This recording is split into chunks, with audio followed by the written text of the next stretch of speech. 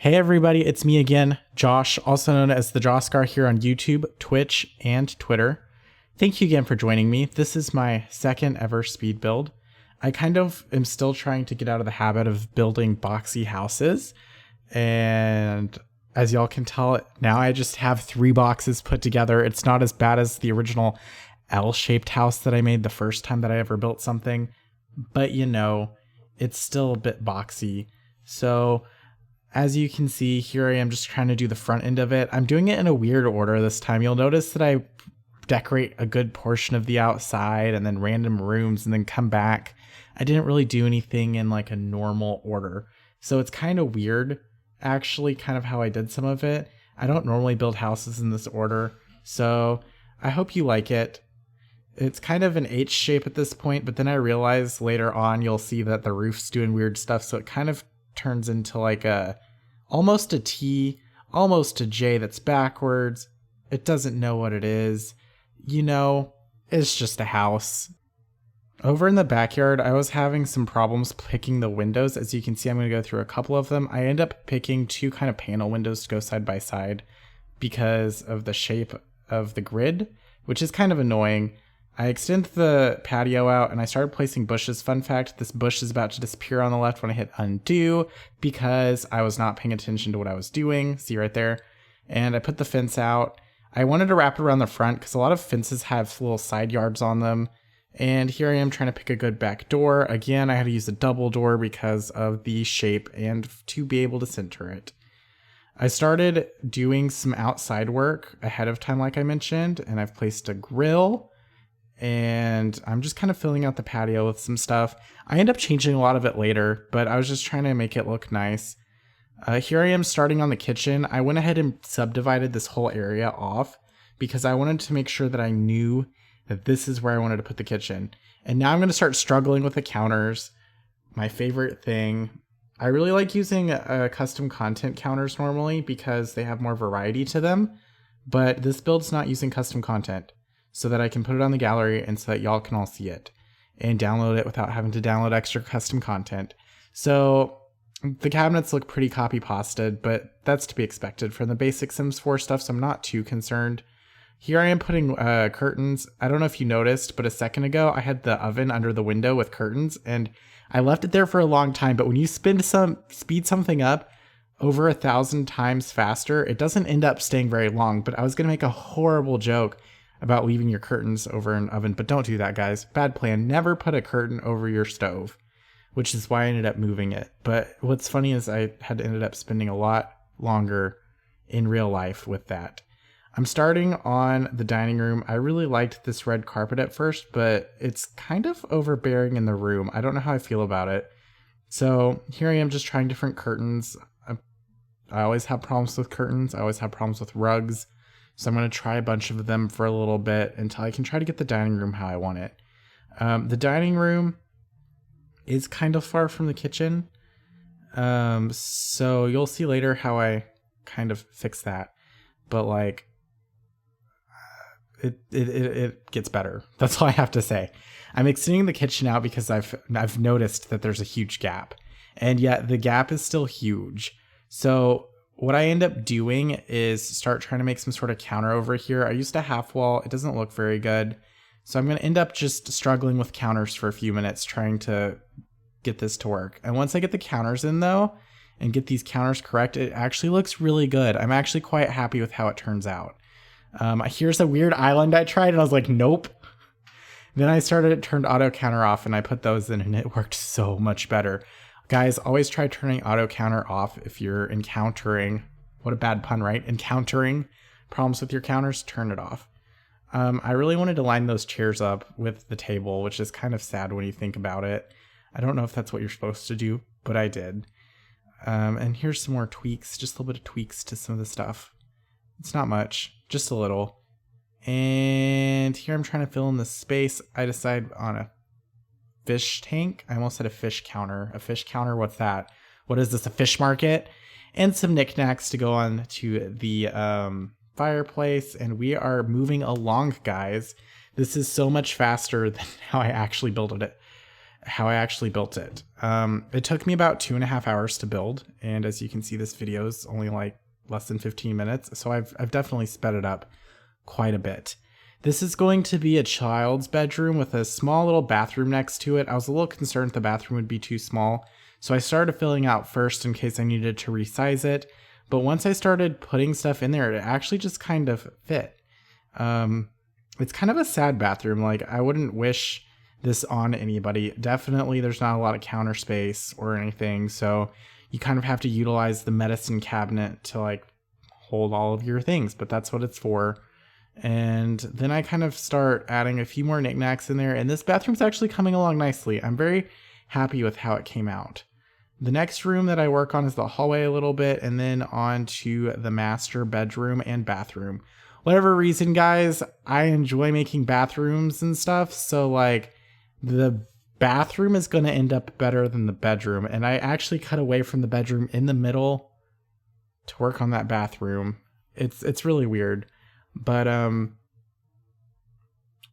this bathroom's a pretty standard affair for what I've done before. It's not that much different from one of the master bathrooms that I actually have in one of our builds. I really enjoyed how that one came out, so I decided to put something similar into our speed build so that when I upload this to the gallery, y'all can have it too. And it doesn't use any of the custom content that I used in our stream build of a similar bathroom, so I think it'll be good. It's a little bit different still. Rugs are the biggest struggle, always.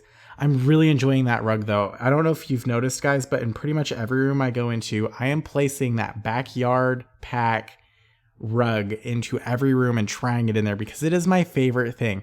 Honestly, that was the best rug that has been ever added to The Sims 4. If you have some extra money and you want a good rug and you don't want to use custom content, go get that backyard pack and you will get that rug that I placed in there briefly earlier. It's not the rug that you're seeing now, but you'll definitely see more of that rug shortly. Here I am trying to place windows. This dang grid though, I'm so mad. Why can't we place windows off the grid? EA, if you're listening, please take windows off the grid. We don't need them on a grid at all. It's just annoying. But it turns out I found a solution. I split the windows, I put some laundry baskets underneath, and I'm going to put some robes that are colored over it. I decided not to match them with the rest of the stuff because I figure people buy robes based on what color they like wearing, not the color of the stuff in their bathroom. So I thought it'd be better for it not to match because if I bought a robe, I'd buy a blue robe, not a red robe, and I wouldn't care if it matched my bathroom or not. So I definitely mismatched that on purpose. Here I am kind of filling out the bedroom some more. I feel like there's still some extra space in it and it's kind of irritating me, but as I start putting some of the paintings on the walls, the mirror against the wall, I tried putting a sofa over there, and then I put a computer desk, which is what I ended up doing for the final product. It's a very expensive computer and computer desk. So guys, this is an expensive house. Just to let you know, if you plan on having your Sims purchase it fair and square and spend all the simoleons on it, it's going to be a little bit expensive. Here goes the kids' bedroom. It's all blue. Blue's my favorite color. This is what my bedroom essentially would have looked like if I was a kid. And when I was growing up, I didn't have a blue bedroom. I kind of wish I did. I forget what color it was. It was some random color though. I think it was normally white, but I got to paint it at one house we were in. And I don't remember what color it was, but it was not blue. Void critters are awesome, so they're on the wall. I have the pug picture on the wall. I've got some curtains. I decided to turn a lot of the stuff red because I decided that everything in this room was blue. So I decided that I wanted some elements to be red, and here I am basically flipping everything red.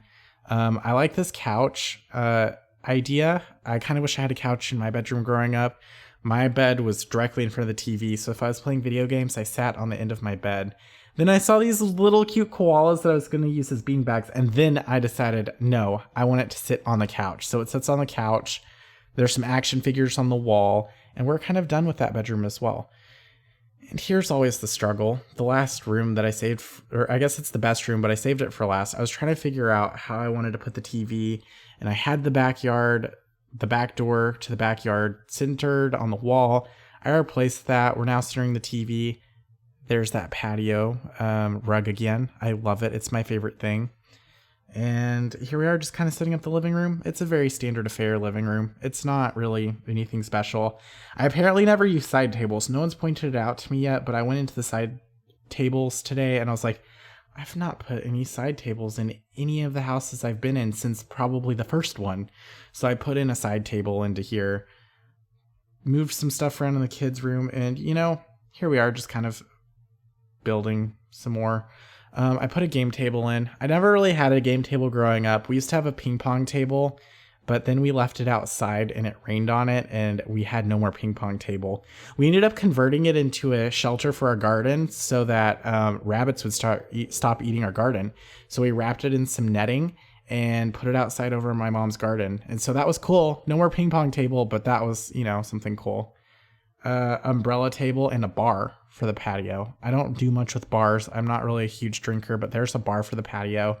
Umbrella tables are funny to me because we had an umbrella on a table growing up and the wind picked it up one day and smashed the whole table into the ground and our table was broken.